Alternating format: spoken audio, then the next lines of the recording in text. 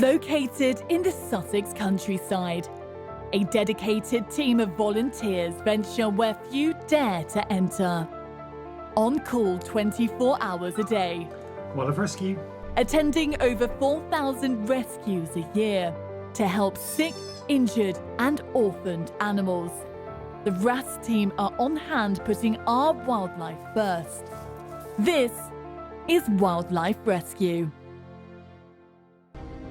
Coming up, a dangerous storm is battering the south coast as the team attend to an unexpected visitor in a garden shed. I'm actually convinced that that fox would have struggled to have got out of that shed of its own accord. Britain's most loved nocturnal visitor has been behaving in a peculiar way. Hedgehogs just aren't hibernating. The team are in pursuit of an injured fox. They don't look fresh injuries, so it looks like this is something the fox has had for quite some time. And for this dedicated team, they can be called to action on any day of the year. Who am I going to find to help us with a deer on Christmas Day? Time is of the essence. So from the point of capture to the point of release, it has to be less than 30 minutes. So otherwise you're looking at an animal that's likely to have a heart attack and die on you.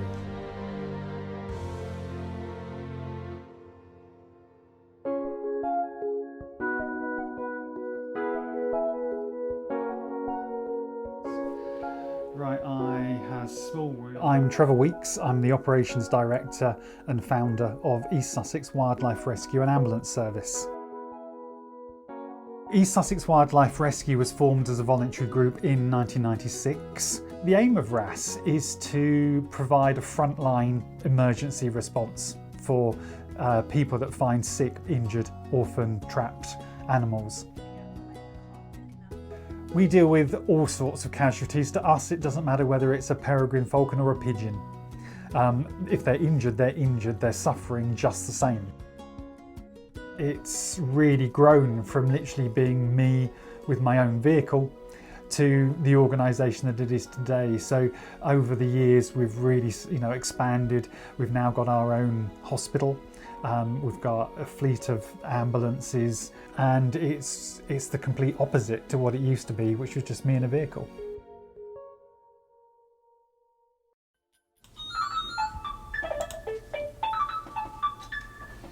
Wildlife Rescue. But yeah, no, we'll be down. It should be with you within the hour. Okay. Not a problem. Take care. Bye-bye. The first call of the day has come in from a member of the public, having sighted a fox in distress. It's been reported as a possible road casualty, although they've not actually seen it be hit by a car. But they say it's laying flat out in the garden, and they think it's very poorly. It was seen trying to hobble through the garden, not using one of its legs, and now it's sort of collapsed in the garden. So we're going to think worst case scenario. So therefore we've actually got 2 vehicles attending to make sure we've got multiple rescuers on site, so that we can hopefully deal with the rescue nice and swiftly. On arrival, there is an urgency to locate the fox, as there are dangerous roads surrounding the property. Okay, fox is over the far side over there. The fox appears to be injured, so it's essential they catch him quickly. The team spring into action and split up to cover more ground.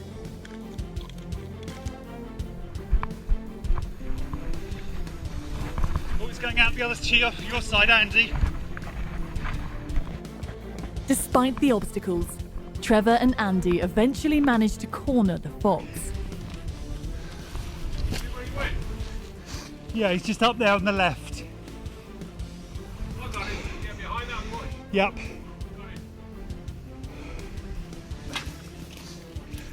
Right, don't go any further forward, just a second. I was hoping that she can join us. Extra assistance is required to secure the fox swiftly. Can you come and join us? We're going to need a third pair of hands here, I think. If you can stay this side, I'm going to go in this side. The team must tread carefully, following Trevor's lead. Okay, can you try and get him come back towards me if you can?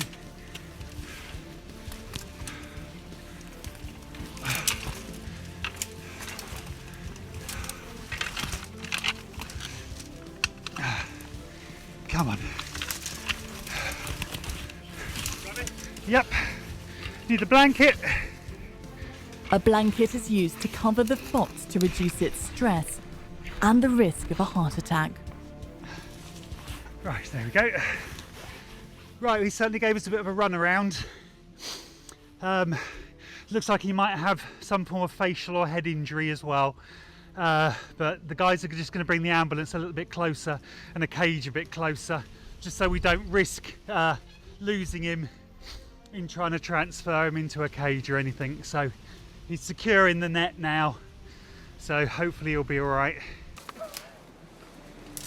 Trevor must now transfer the fox from the net into the cage, a tricky manoeuvre as one false move can result in injury to either the fox or Trevor.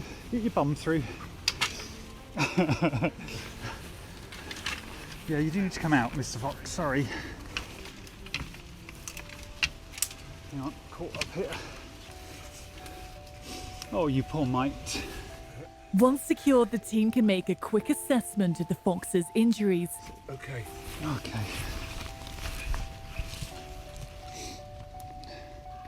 Oh, thank God for that, it's not the eye. No, he looks his eyes. But need to find out what's going on with that jaw as well. Yeah. Oh dear, poor mite.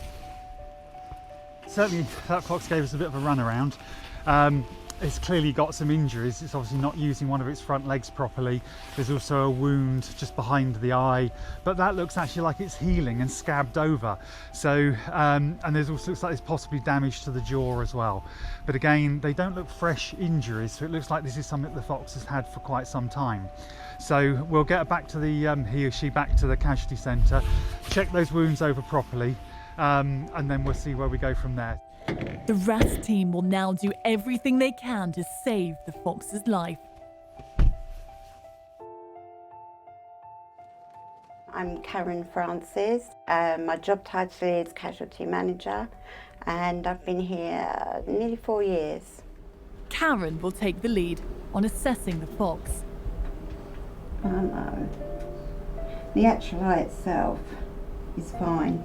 That is an old injury, it's going to need a bit of cleaning up. Oh, hold on, right, this.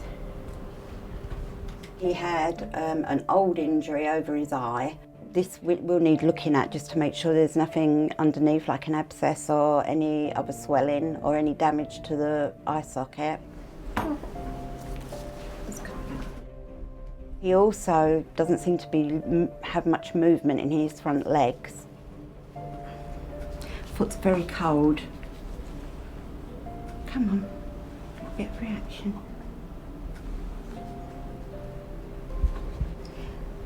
Trevor is concerned the pre-existing injuries sustained could have been from a road collision. And that orbital ridge might be damaged. The ridge that comes across the top of the eye, I've got a feeling that might be damaged. We will send him up to the vet, and our vet will give him a full assessment, check those legs, make sure that there isn't any breaks in them, and also check the eye to make sure that there isn't any permanent damage around the eye and the eye socket. Okay, should we put you back in? We've basically spoken to the vet now. The vet's happy to have a look at the fox, authorised us to give some emergency medication to make the fox more comfortable, and we're going to get the vet to just sort of double check, what's going on and the condition of the fox. To a layperson, it seems quite good, I have to say, but obviously we'll get the vet just to double check what's going on and to sort of come up with a treatment plan, so that we can hopefully get him back to full health eventually. The fox will spend the night at the centre before being taken for a further assessment at a local vet's. Winter in Britain is unforgiving. Over the last 2 years, rescues during the bleak and cold months of winter have increased threefold. The variation in warm, mild temperatures to heavy flooding and snow is disrupting British wildlife across the board. One species has struggled in particular.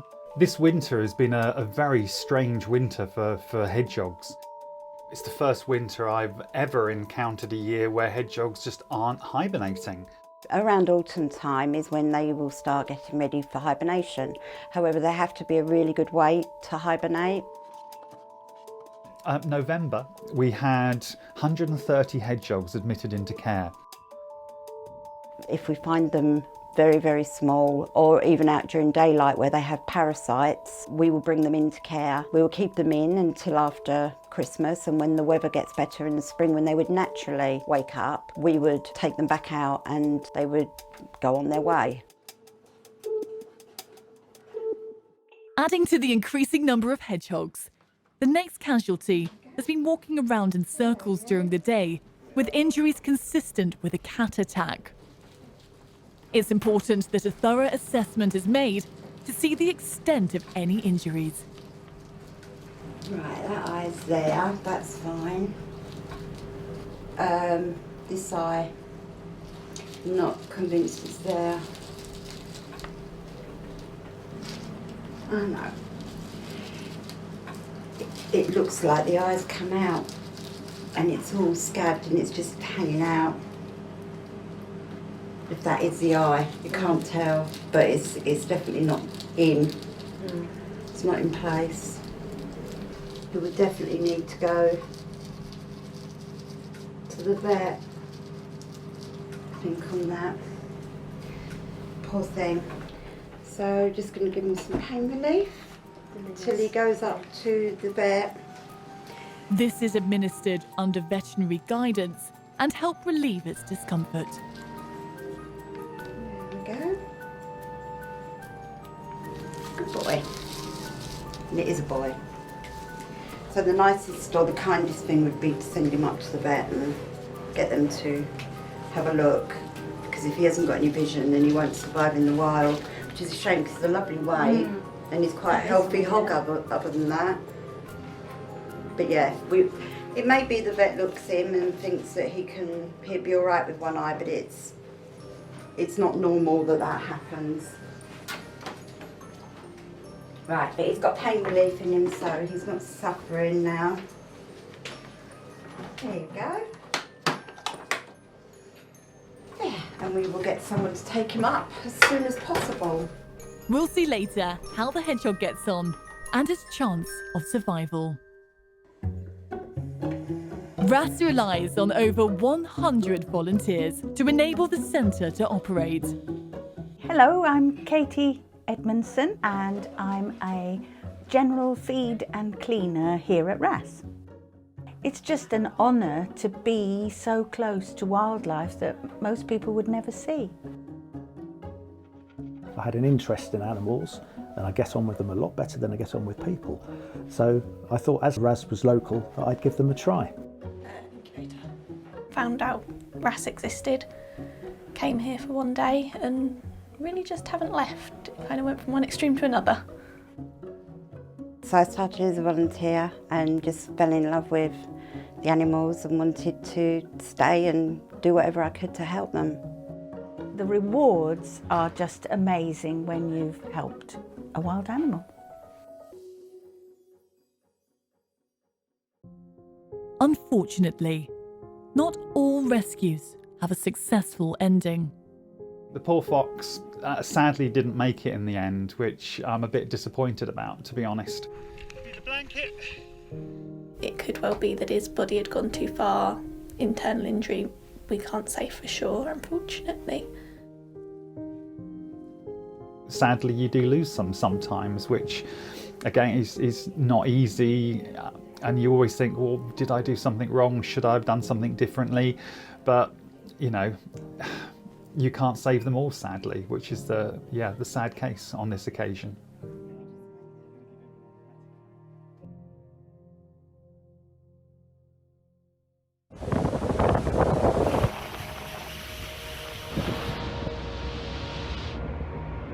February has brought some of the worst storms in recent memory and is battering the south coast.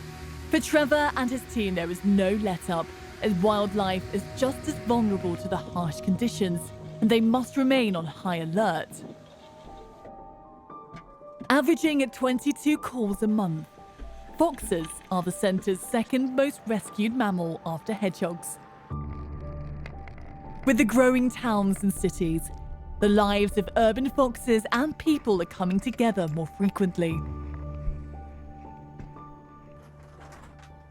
Hello, Wildlife Rescue. Okie dokie. Not for the moment, actually. Yeah, just leave that unlocked, but leave the latch there for the moment. Okay.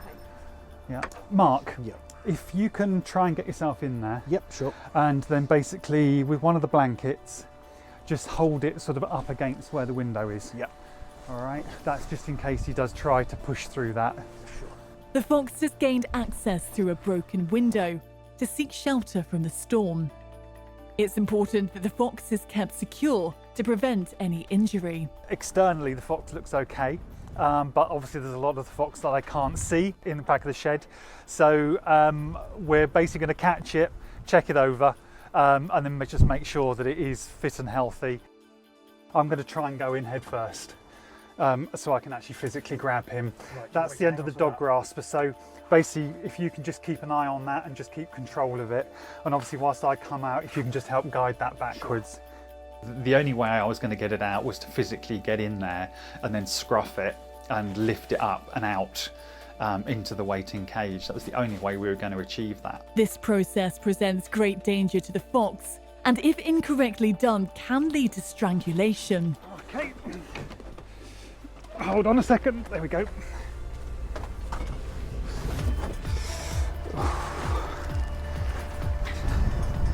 There you go, come on, legs as well. That's it, in you go. Lid right down. Back. There we go. Okay, mister, let's get you covered over first of all. And then we'll get you checked over at the van better. Okay, slide him straight on the left-hand side. Okay, mister. I think you look fine. Two roads either sides where the traffic can be quite busy would have been too high a risk to release it there and then. And there, you know, obviously it could have got run over if it sort of panics and shoots between a couple of parked cars or something. There we go. Fantastic. So therefore we thought, well, the best thing we can do is bring it in for the daytime and then get it back out once it's quieter at night time, and then it runs a much lower risk. The fox appears to be in really good condition. One of the nicest foxes I've seen in a long time, to be honest. We just need to make sure that we give him a nice hearty meal, and we'll get him back tonight once the local roads are a bit quieter.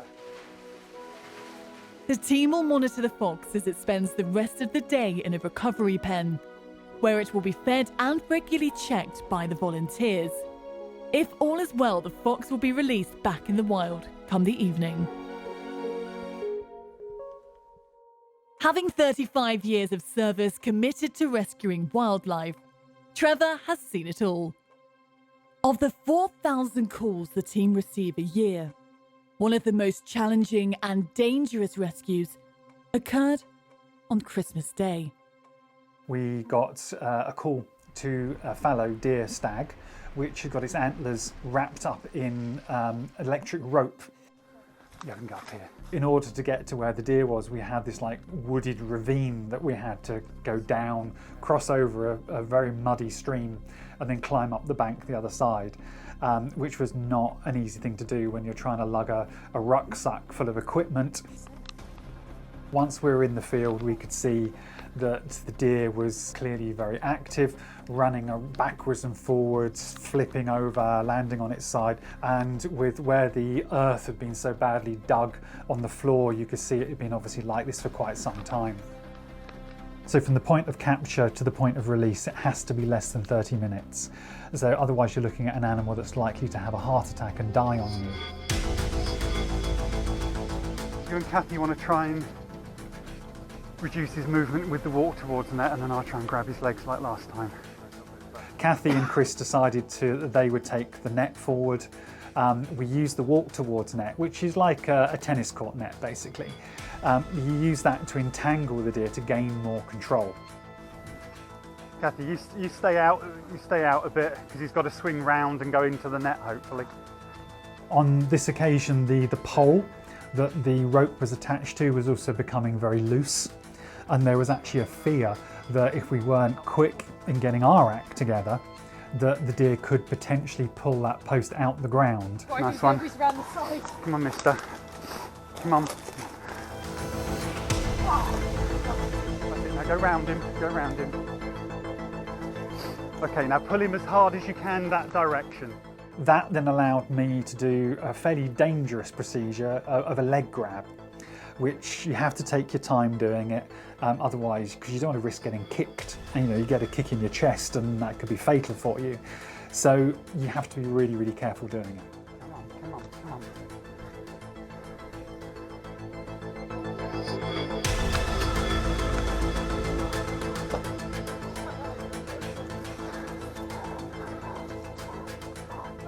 So Chris jumped onto the shoulders, and that's a really important aspect of what you do when you deal with these deer.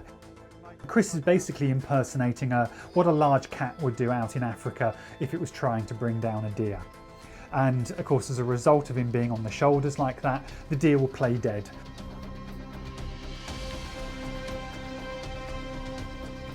That then works to our advantage because it means we can then much more safely look at cutting the rope free and getting our net removed much more quickly. No long strands of rope there that can cause him any issues. Right, you're going to jump right this time, Chris. I don't think that deer could have put up with being entangled for too much longer before it would potentially have had a heart attack. As the deer sort of got to its feet, you could see it was starting to struggle. Just about managed to get over the fence, but it did give its stomach quite a whack. Poor thing, clearly very tired, isn't he? We monitored it from a distance for a good 20 minutes or so, allowing the deer to recover at a distance. And then after it spent a little bit of time recovering, it then just shot off across the field and away, which was really nice to see it go. So that was a close call, but we were pleased that it managed to get away.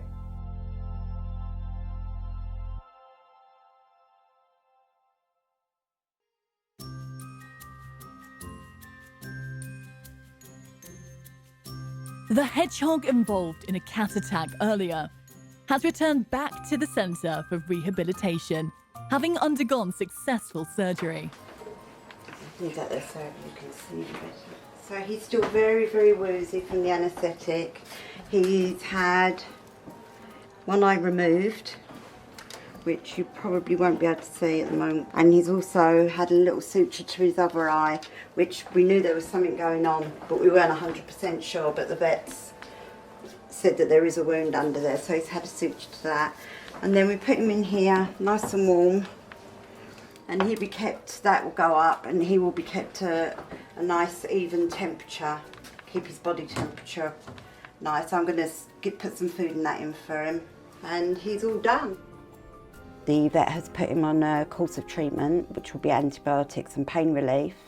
And fingers crossed, with a bit of TLC, he'll be okay and he could go back out.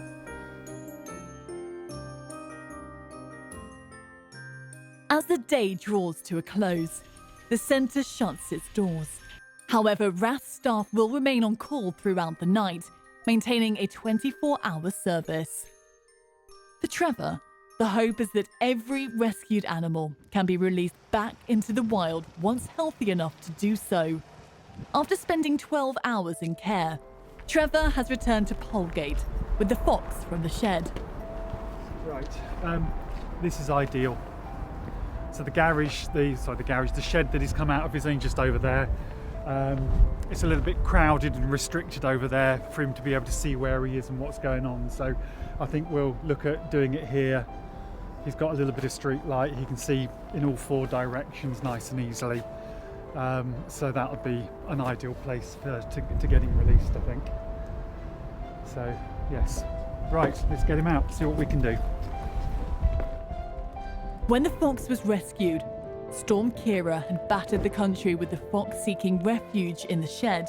After recuperating at the centre, and showing no sign of injury. The fox can be released now. It's quieter on the roads and safer to do so. Right, I'm just going to give him just a few minutes to get his bearings, which shouldn't take too long seeing as we rescued him only today. He's already looking around, he's already sniffing, which is a good sign, so hopefully he'll go quite well. Turn around, mister. Come on. Turn around. There you go. That's brilliant. That's what you do rescue work for at the end of the day. You know, it's like we've come here this afternoon, we've rescued the poor fox, we've got him out. He's back out where he belongs within 12 hours, which is really great. So, and he's back at a nice safe time of day. So that's what you do rescue work for.